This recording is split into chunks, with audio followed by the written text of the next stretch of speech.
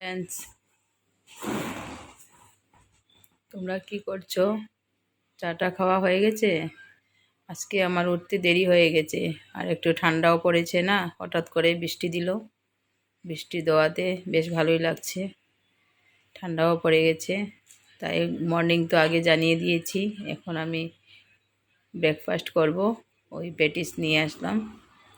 এই পেটিস দিয়ে, পেটিসগুলো অনেক বড় বড়, তাই এগুলো খেলেই পেট ভরে যাবে। আর সকাল সকালে তো বেশি কিছু খাওয়াও যায় না, তাই না? তাই আর ঘরে বানালাম না।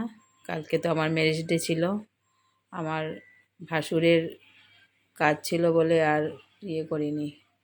ওনার তো 16 দিনে শ্রাদ্ধ হবে, তাই না? তাই আর আমরা ম্যারেজ ডে টেডে করিনি। এই কোনো মতে মানে করে একটা রেস্টুরেন্টে গিয়ে ভাত টাত খেয়ে তারপর এখান থেকে চলে আসলাম। ঘরে এসে একটা ছোট্ট কেক এনে, ছেলে তো মানছে না, বলছে না কেক একটা তো কাটতে হবে, নিয়মটা তো অন্তত পক্ষে রাখো। তাই কেকটা কাটলাম।